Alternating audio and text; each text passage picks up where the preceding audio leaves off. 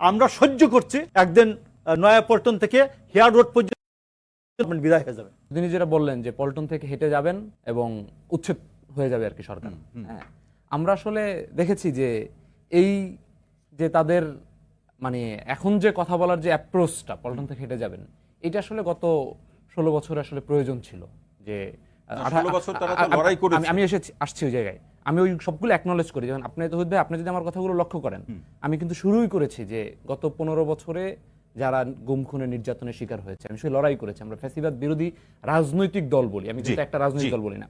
কিন্তু 28 অক্টোবর ডিসেম্বরের 10 তারিখে প্রচুর মানুষ ঢাকায় এসেছিল, কিন্তু ওই 28 অক্টোবর ডিসেম্বর না, অক্টোবর এসেছিল, ডিসেম্বরেও যে সমাবেশগুলো হয়েছিল প্রচুর মানুষ, সাধারণ মানুষ অনেক প্রত্যাশা নিয়ে এসেছিল।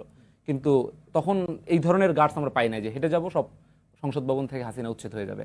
তো মানুষ ওই সময় প্রত্যাশা করতো। তো এই ধরনের গার্ডসগুলো ভালো, রাজনীতিতে তাদের এই কনফিডেন্স তৈরি হয়েছে। আমরা ওইটাই বলছি যে যেই রসদের ভিত্তিতে এই কনফিডেন্স তৈরি হয়েছে। দেখেন, তিনি বলছেন যে আমাদের প্রধান উপদেষ্টার যে একটা আর একটা প্রতিষ্ঠান এনসিপির কথা বলছেন।